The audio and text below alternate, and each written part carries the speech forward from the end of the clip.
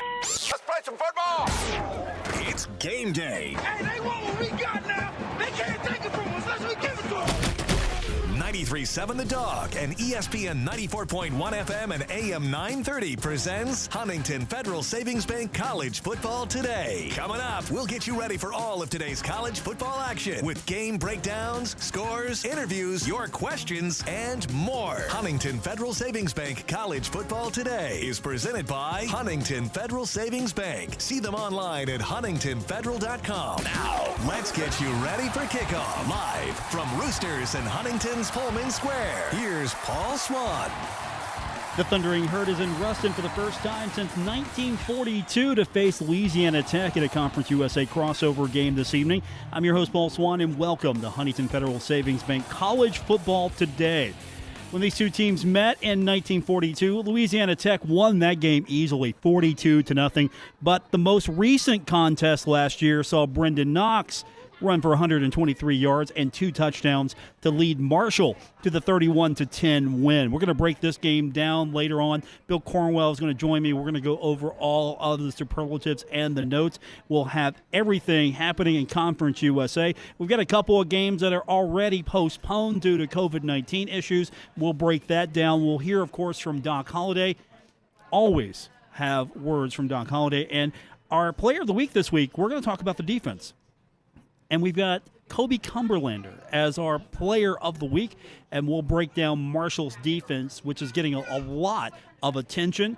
And Bill Cornwell will have that feature with Kobe Cumberlander later on in the program. Now, we want to get you caught up on what's happening with Conference USA. We've got lots of action already going on, and let's check the scoreboard for the first time this afternoon. And with 2:50 to go in the second, UAB's got the ball and leading Western Kentucky 17-14. With 11 seconds to go in the second, Army is leading UTSA 14-10. Now, coming up later on this evening, it'll be North Texas taking on Middle Tennessee. Also, we, of course, got our game between Marshall and Louisiana Tech. And then we've got a couple of games that have been postponed, and we'll break those down later on, why those games have been postponed. So a light day in Conference USA, and, of course, we've also got the top 25 scoreboard to tell you about. Let's take an early look at what's happening in the top 25, and we'll break these scores down in a lot more detail later. I hope you're not watching this one or looking at it, or you forgot this one already. Because with 10:21 to go in the fourth, number one Clemson doing what number one teams do, beat other teams badly, 66-7 right now over Georgia Tech. 11:24 to go in the fourth. It is Miami with the ball and leading Pittsburgh 28-19. Miami coming into this contest ranked 13th. South Carolina with the ball with 10 minutes and 4 seconds to go, leading 15th-ranked Auburn 27-19. The Kentucky Wildcats are leading 18th-ranked Tennessee 34-7.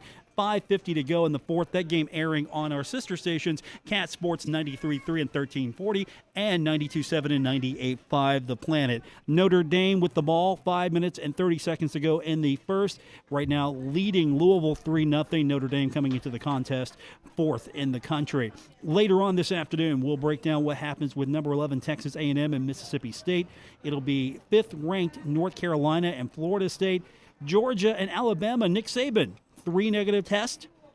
He's going to be able to coach in this one this afternoon. So 3rd-ranked Georgia, 2nd-ranked Alabama. That's coming up later on this evening, as well as 23rd-ranked Virginia Tech and Boston College. We'll tell you what's happening in the top 25 later on. We will also break down what's happening in Conference USA. But before we continue, we want to talk about how important this matchup is today between Marshall and Louisiana Tech. I mean, this is a pretty special game, right? Marshall has not been to Ruston, as I mentioned, since 1942. These teams have not met very often, and it's been fun every time Marshall and Louisiana Tech have met.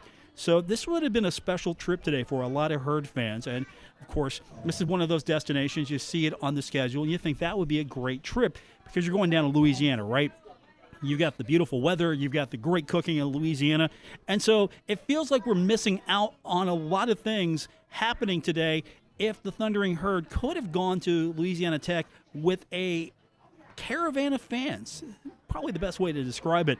I had a conversation with the longtime play-by-play voice of the Louisiana Tech Bulldogs, Dave Nitz, and that's one of the first things I asked him about. Just talk about what Herd fans are missing out on as this game goes on today without really the multitudes of fans that would be there? Well, during the regular time, it would be, what we call tailgate alley. They always invite the opposing fans to come enjoy some of the Louisiana cooking and all that kind of stuff that, that people enjoy down here. So, they'll miss that.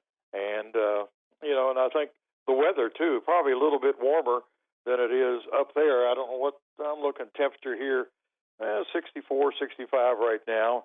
Probably around 70 degrees at game time. We've had a little bit of light mist of rain, but I think it's getting ready to go away. So it should be a dry night, and weather should be fine. People would enjoy that. I mean, it's just what we call a typical fall evening. I mean, maybe a little warmer than what you expect up in that area. I know because I grew up in that area, so I know what the falls can turn into kind of chilly nights.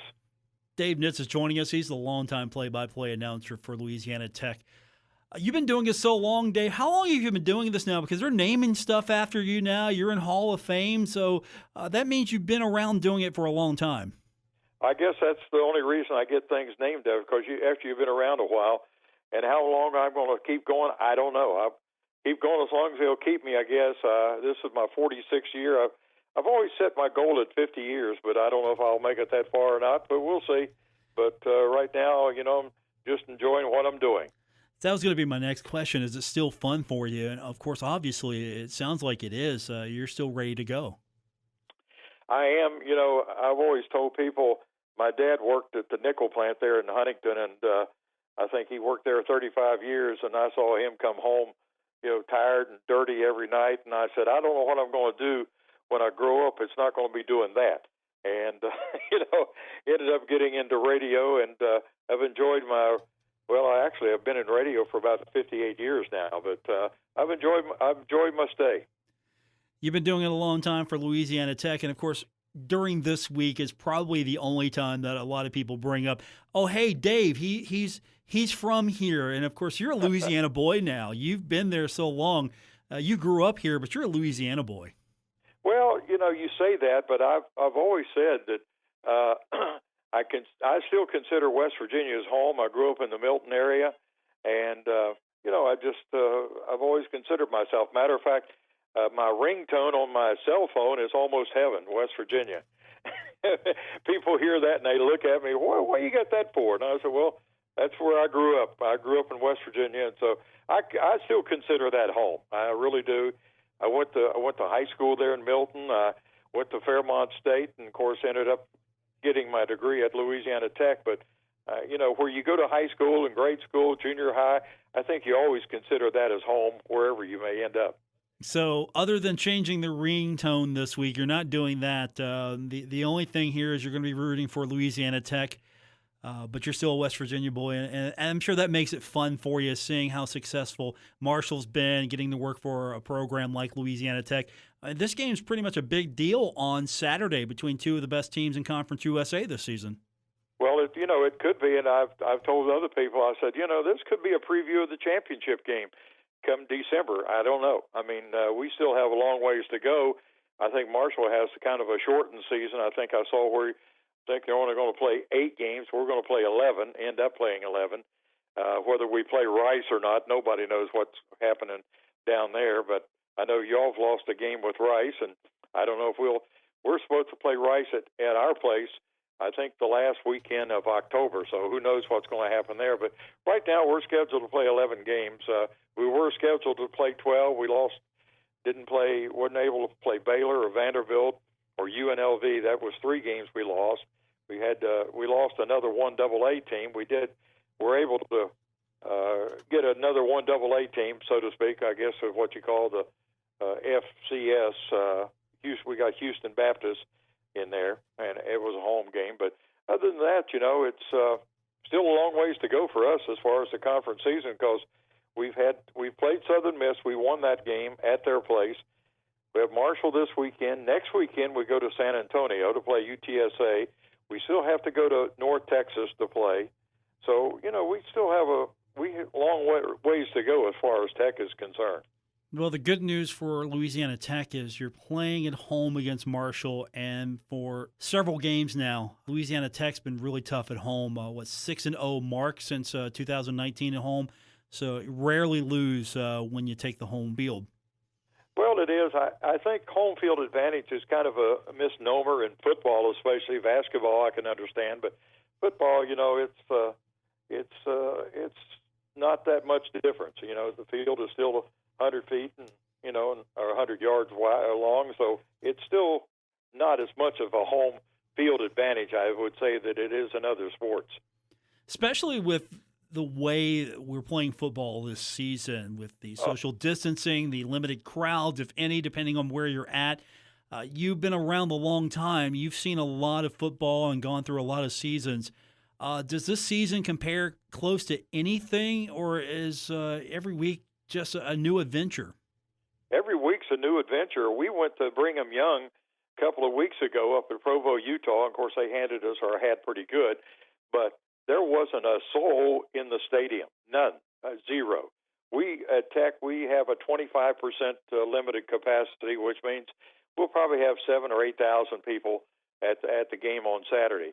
But the BYU game, I told some people it was kind of like doing an inter-squad game, because there wasn't anybody there. The band wasn't there. There wasn't any cheerleaders. There wasn't anybody in a 68,000-seat stadium except the two teams and the people in the press box. That was weird.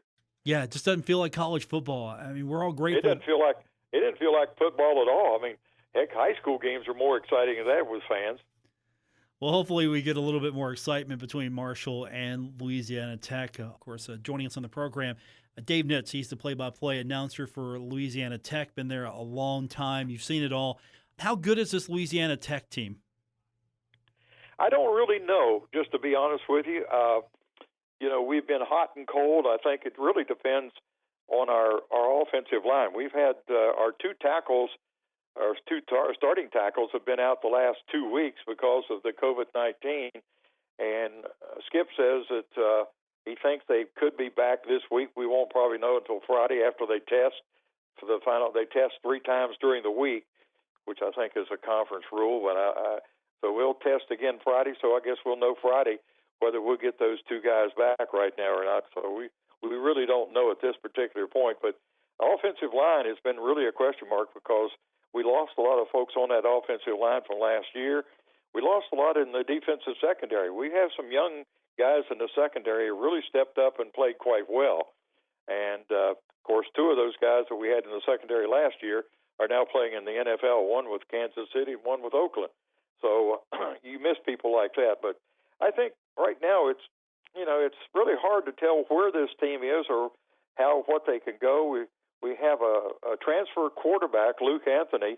He transferred from FCS school at Abilene Christian out in Abilene, Texas, and he's kind of stepped up and has been the leader. Aaron Allen has played quite a bit. Of course, he started the game at Marshall last year and didn't fare too well, and started 2 games last year, and we lost both games that he started in. But so I would, it just depends on what our offensive line can do and how they can give Luke some protection, and also a running game with Justin Henderson and Isaiah Tucker back there at the running backs. Yeah, you look at Tucker, 5th La Tech player to record multiple touchdowns in a single game this season.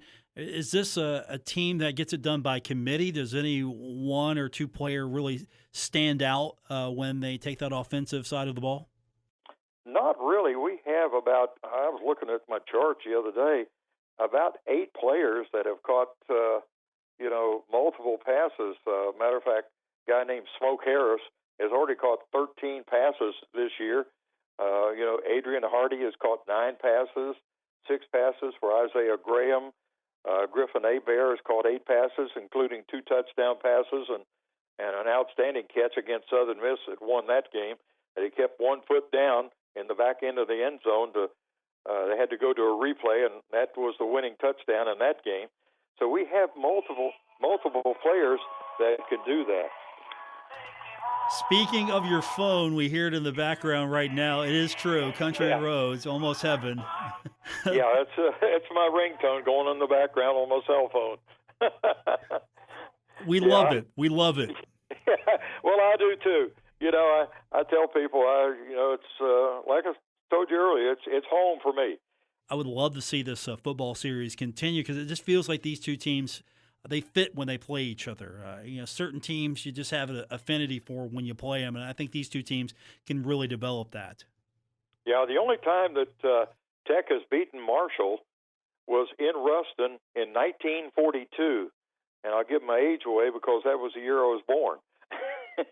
And Marshall had to come to Ruston, and I think Tech won it 26-0, I believe, or something of that score. But that was 1942 is the only time that Tech has. Well, we've only played 3 times. The other 2 times were played in Huntington, and of course, people down here don't remember where Marshall used to play at Fairfield Stadium. I remember that stadium quite well because I played some high school football games in that stadium. And of course, the last time we were at Marshall, they were commemorating the plane crash, and I go back to that. I lost some close friends in that. Gene Morehouse, who did the play-by-play for Marshall, was on that plane crash, or in that plane crash, and I worked for Gene at WJLS in Beckley many years ago. So he's a guy that kind of took me by the ear or the nose or the hand or whatever and kind of taught me how to do things when it come to play-by-play and what to do and when to do it. So that was a tough loss for me. I was actually doing the broadcast for William and Mary at the time, and we were on our way back from Charlotte. We had played Davidson that afternoon when I got the news about the plane crash in 1970, and it was tough on me just knowing that we lost some coaches I knew and some players I think on that team were from Milton. So it hit home. It hit home, really did. How's it still resonates? We're coming up on the 50th anniversary later this year. It still resonates for people that were there and that were part of everything that happened firsthand. Oh, I think so. It will probably live forever. I mean, the way that Marshall has done it with all the memorials and all that. Matter of fact, we played in a basketball tournament several years ago when Carl Malone was here at Tech. It was the Marshall Memorial Tournament, basketball tournament at the Henderson Arena. So they've kept that memory alive, which I'm glad to see. And I had a chance to visit with Keith Morehouse, and I told him when I first met him, I said, I just want to tell you how much I appreciate what your dad did for me when I was growing up at 22 or 23 years old working in Beckley. And he said it's amazing because a lot of people have told me the same thing, that going through broadcasting, that how Gene helped young people to come through the business. Joining us on the program, the longtime play-by-play announcer for Louisiana Tech, Dave Nitz. And Dave, we've talked about Louisiana Tech, but I want to get your perspective, your opinion. You've seen Marshall now a few times, I'm sure. What stood out to you, or what are your impressions when you look at the Thundering Herd? Well, I think the quarterback, and I'm trying to think of his name, the redshirt freshman. Grant Wells. Yeah, well, he is really surprised me. A lot of times that redshirt freshman has to have some growing pains, but it looks like he's stepped in, and it almost looks like a veteran back there now. And of course, you have Brandon Knox, that running back. I mean, he's just a horse back there to bring down. So I think those are two of the people that Tech have to really keep their eye on how they're going to handle that from a defensive standpoint. But those are the two that really stand out in my mind. What do you think of that Marshall defense? Tavante Beckett, 3 takeaways, really 3 fumbles, 1 for a touchdown. I thought Western Kentucky and Marshall would be a tight game, and it was nowhere close to that. Yeah, the defense is probably you look at the offensive line and defense too. There's a lot of seniors on those two sides of the ball, and that makes a world of difference when you have seniors that have been through the wars before and know what to be able to how to handle it. And I think that is really a big difference. That's the difference. One of the difference between the two teams, because Tech is not senior laden at all right now. We lost a lot of seniors off last year's ball club. We got a couple, but from the defensive standpoint, we lost 3 linebackers, and the two guys in the deep secondary. So we've got some growing pains there to do. What do you think it's going to take for Tech to come out top on this one? I think we cannot make mistakes and be able to maybe score early. Get ahead, get a lead early, and see how Marshall handles that on that end of it. What they do when they get the ball, and I think if Tech can control the tempo of the game, I think that will be a lot of difference, because we're not just one-sided like we have been in the past years where we pass. We pass a lot, no question about it. I mean, you look at us, we average about 275 yards a game passing and only 139 yards rushing the football. But still, I think we're more of a rushing team. We are a passing game right at the present time, and I think we have to set the tempo of the game early.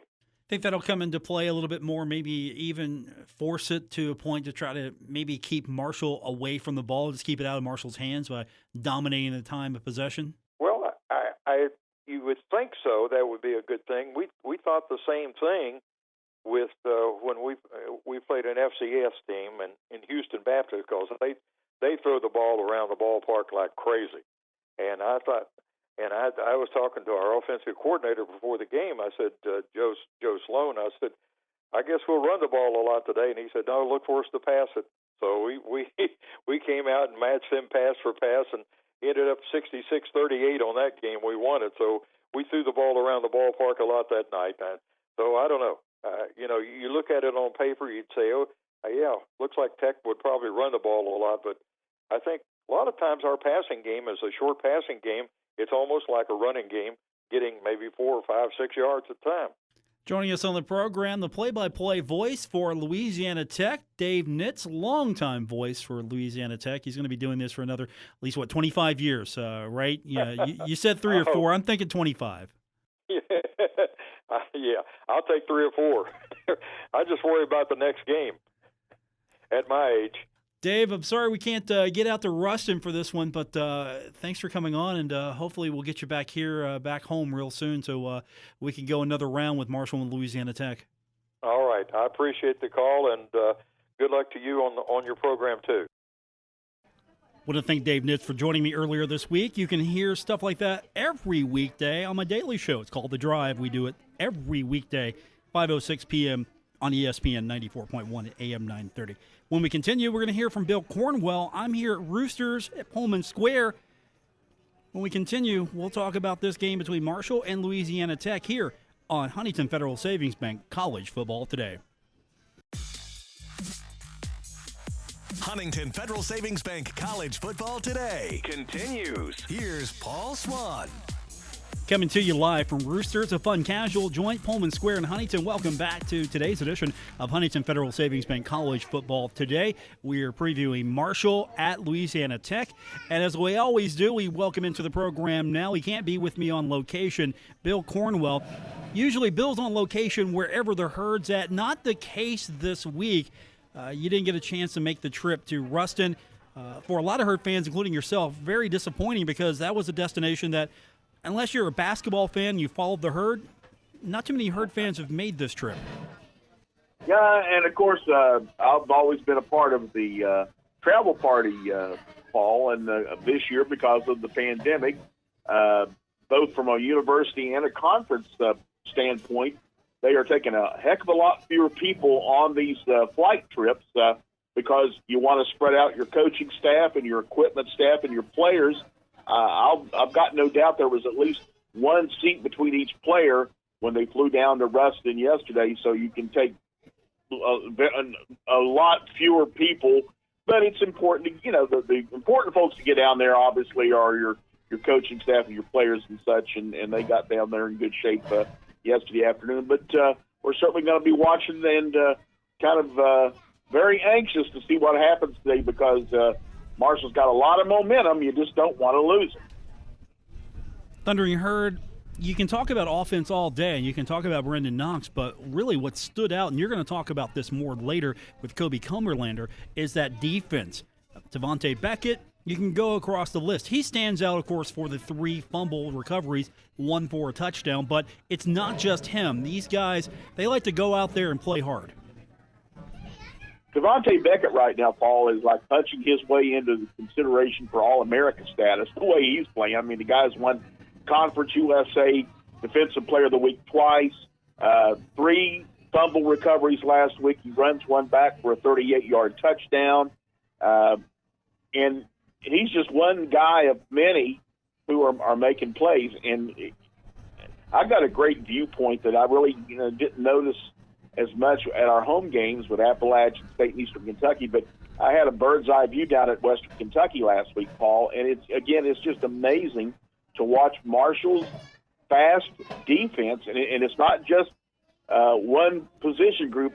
Everybody on that defense has speed, and to watch them run down plays.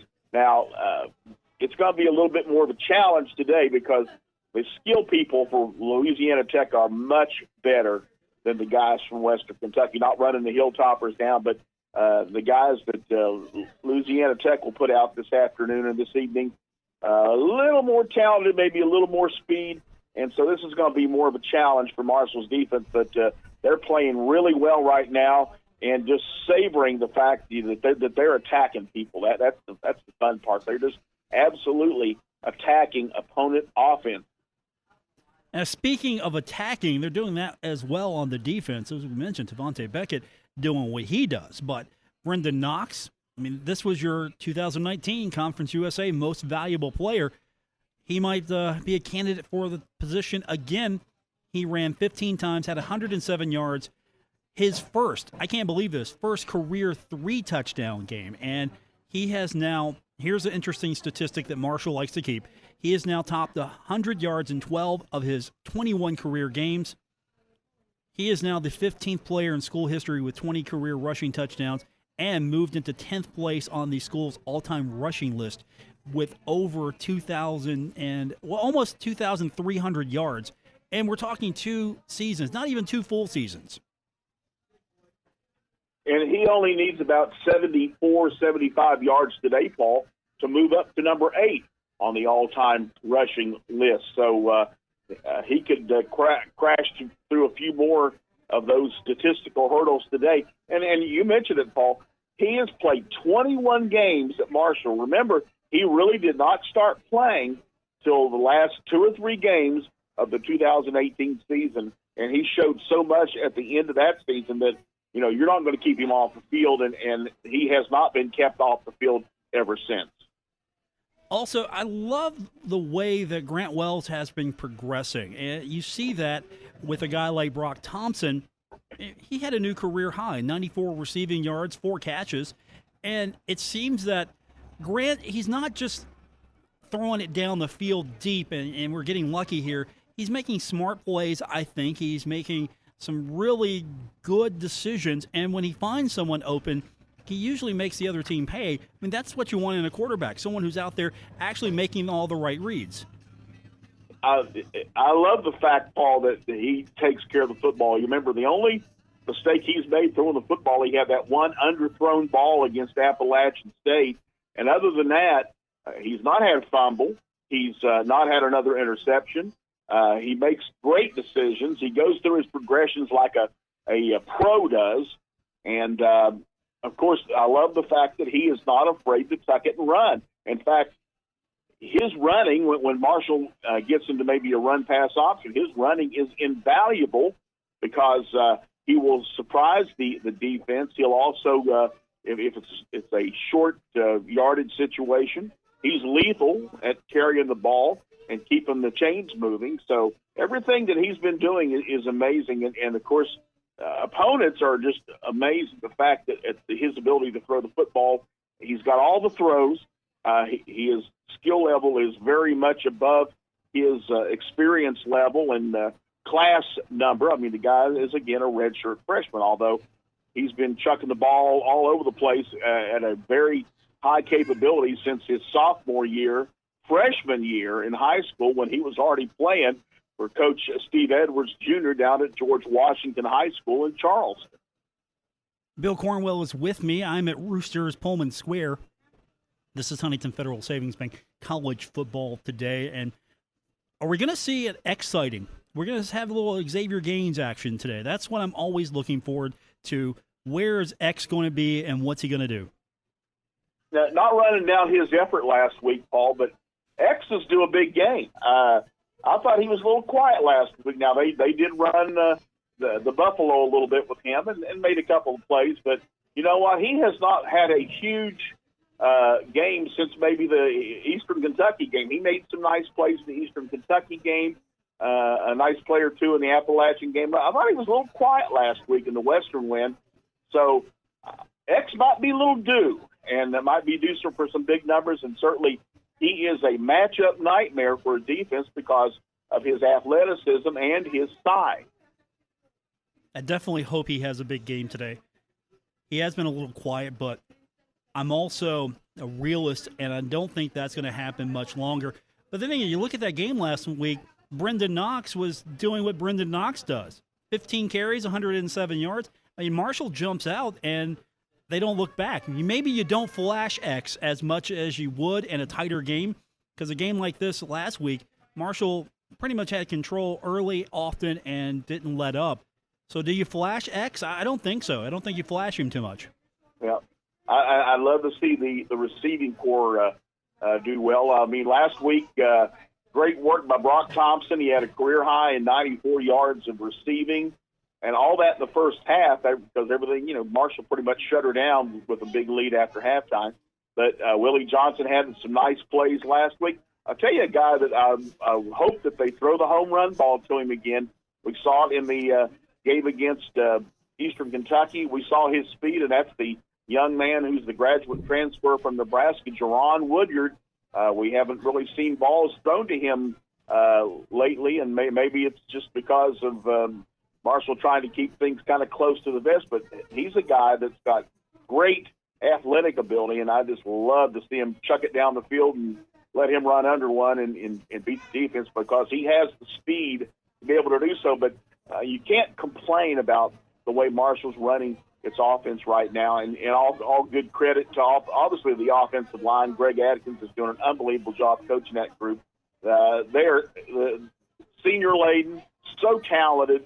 And then also Coach Tim Cramsey, and I know Coach Tim Cramsey is so excited having a guy like Grant Wells because the concepts that he likes to run as an offense really, and I'm not being mean to Isaiah Green, but they really weren't able to do the things that Cramsey wanted to do with this offense. Well, Grant Wells allows them to do those things in running the type of offense that Tim Cramsey wants to run and has wanted to run since he came to Marshall a couple of years ago. Bill Cornwell's with me. Paul Swan joining you for Huntington Federal Savings Bank College football today. Bill joins us later on. We'll be talking more about that Marshall defense.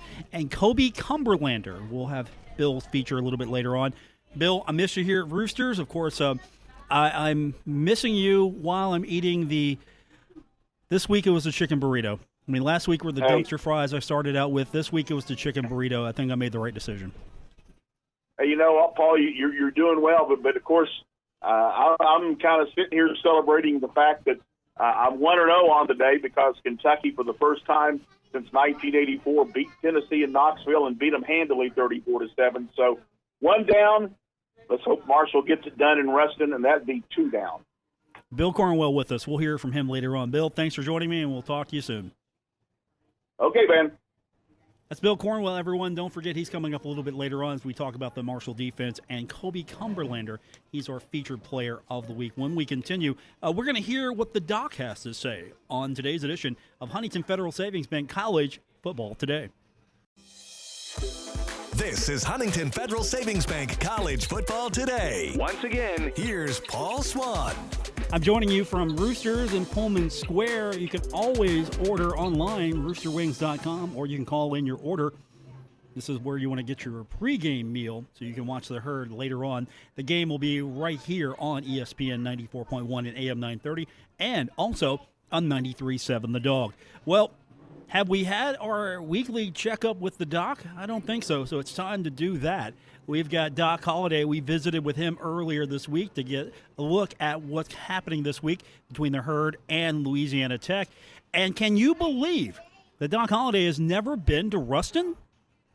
I don't know if you all have. I've never been to La Tech. I've never been to that stadium there. Played them several times, but hadn't had the opportunity to be there. So it'll be a great challenge for us.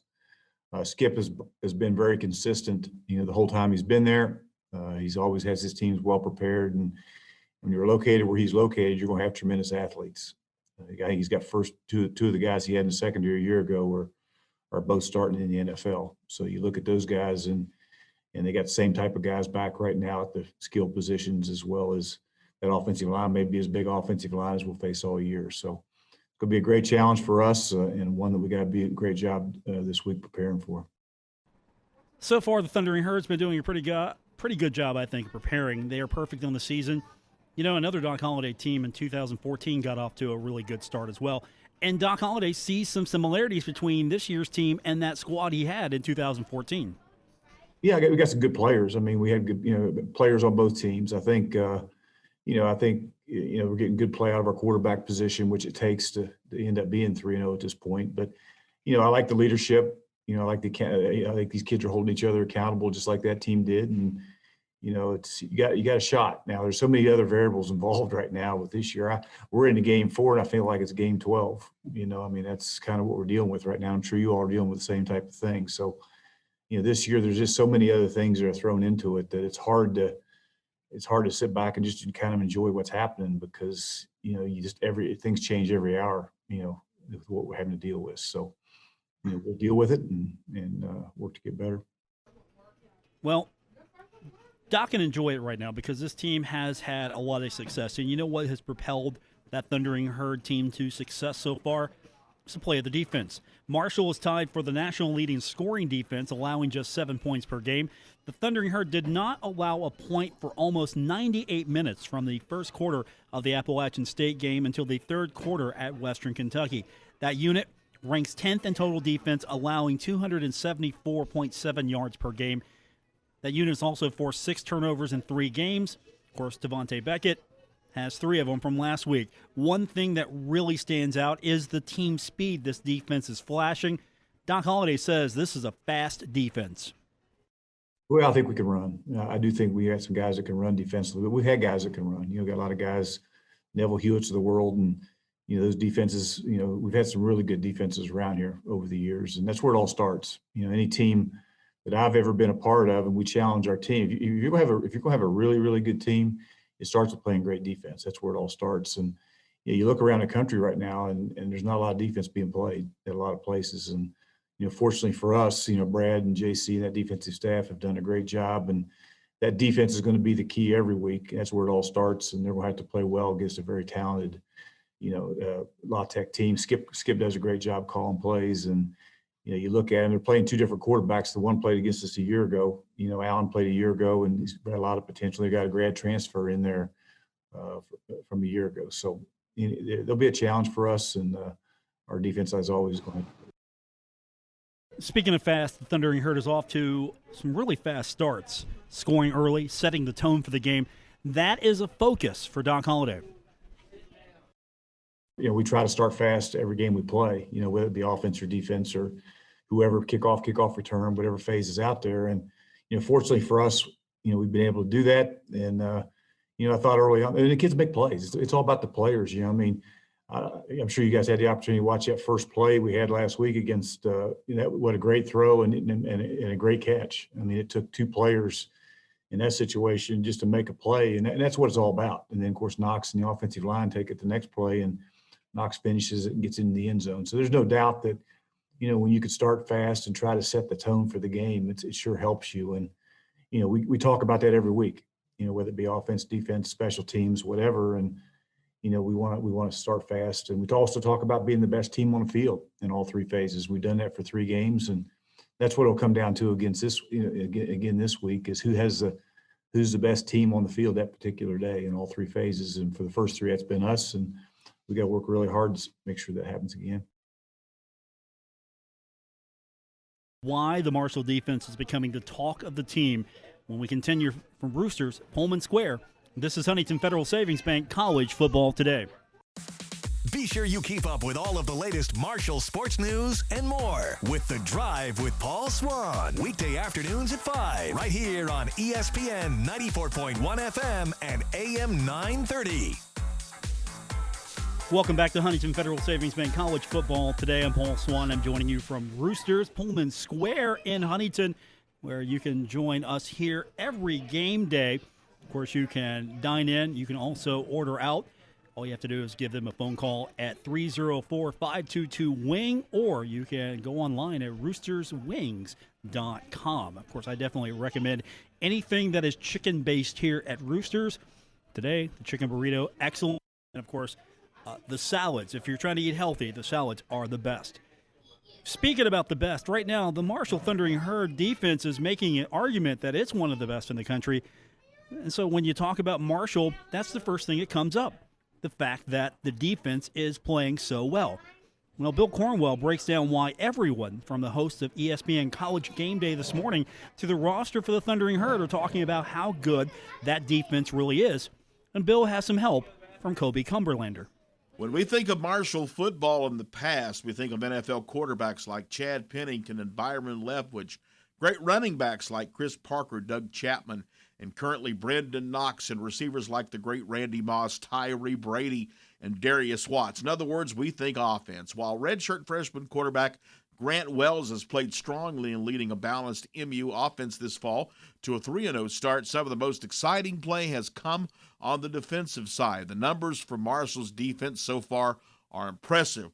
The Herd has only allowed 21 points this season, and the average of 7 points allowed per game is tied for tops in the country with Air Force. Marshall is 10th nationally in total defense, averaging 247.7 yards per game, forcing 6 turnovers in 3 games. Speaking of turnovers, senior linebacker Devontae Beckett was on fire last week in that 38-14 win at Western Kentucky with 3 fumble recoveries, including 1 return 38 yards for a touchdown.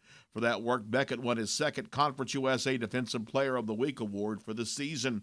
Another eye-catching stat is the fact Marshall's defense hasn't allowed an opposing team to get past 100 yards rushing per game. The numbers are 86 yards by Eastern Kentucky, 96 by Appalachian State, 85 by Western Kentucky. The Hilltoppers' efforts to run wide against MU's lightning-fast ends, linebackers, and safeties were fruitless last Saturday night, forcing WKU into a pass-happy attack that was also grounded with a combination of defensive front pressure and sticky coverage downfield. One of the people who had a hard-working, effective night against WKU was 6'3" junior defensive lineman Kobe Cumberlander out of Roswell, Georgia. Cumberlander has not put up huge numbers so far this year, but his combination of speed, strength, and quickness has put pressure on offensive fronts, often freeing teammates to make plays. He has 11 tackles this season and a half sack. Career-wise, he has 48 tackles and 5.5 sacks. Cumberlander was a 3-star prospect coming out of Roswell High School, and he had lots of offers, including ones from Iowa State, Kansas State, Michigan State, Virginia Tech, Southern Miss, and Appalachian State. He says he and his teammates are happy that for the first time this season, there's some normalcy, and the Herd's finally playing back-to-back games in this pandemic-affected season. No matter what, the green and white hasn't lost its edge.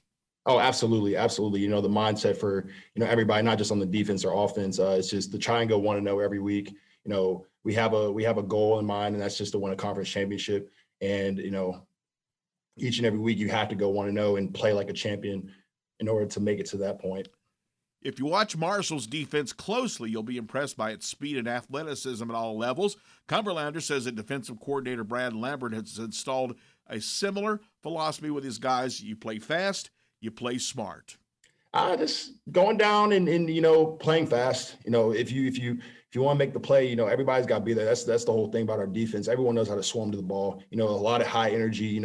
Making big plays. That's where I feel like we're going to be most successful, especially having T-Beck, in the back behind us, helping us out in the box. Cumberlander adds that the athleticism and the speed are joined in total team confidence when Marshall's defenders are on the field. These things we do every practice, everybody's playing with a high intensity. That's just the whole thing. If you're not playing at a high intensity, you're not going to make the play. But I know these guys in the back end, they're going to do what they got to do to make those plays. So I'm very, very confident in these guys like Pitts and them. Now, Marshall's hot start, which included a week in the Associated Press Top 25, has caught lots of attention nationally, but Cumberlander says it's no surprise to him or his teammates. Things could even get better for a team that he says is the tightest and most focused he's been a part of in his 4 seasons in Huntington. We've been doing this since, obviously when we came back, the whole pandemic was going on. It's just like we're always going at each other to compete. We're trying to make each other better. Because, if you're going to make each other better, then everyone's, happy, everyone's collective, and, everyone's willing to win. More of an iron sharpens iron type deal. Marshall's last visit to Louisiana Tech occurred 68 years ago in the midst of World War II, a 26-0 shutout for the Bulldogs. Now, bombs may have been dropping in Europe and Asia in those days, but Cumberlander and the MU defense hope to be dropping the bombs in Ruston this evening in the form of tackles for losses, big hits, sacks, and forced fumbles. Thank you, Bill. We appreciate you. When we come back, we'll check one more time the Conference USA scoreboard as we're live from Roosters. This is Huntington Federal Savings Bank College Football Today. We are getting you ready for kickoff. This is Huntington Federal Savings Bank College Football Today on 93.7 The Dog and ESPN 94.1 FM and AM 930.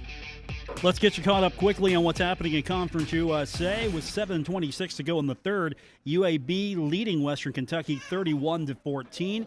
4:04 to go in the third, UTSA trails Army 21-10. Later on this evening, it'll be North Texas and Middle Tennessee. Southern Miss and UTEP due to COVID-19 reasons postponed also.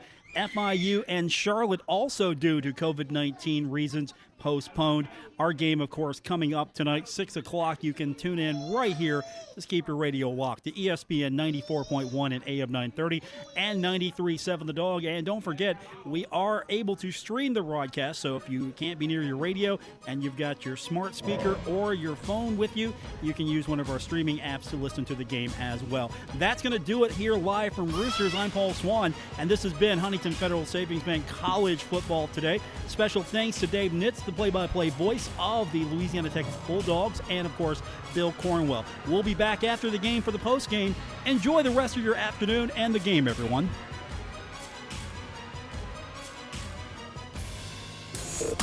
This has been College Football Today. Join us after the game for College Football Wrap-Up as we break down today's game with interviews from the locker room, your phone calls, and more. We are proud to be your longtime home for Marshall University Thundering Herd Athletics. WRVC-AM and W231BS Huntington. ESPN 94.1 FM and AM 930. And WDGG-FM Ashland Huntington 93.7 The Dog.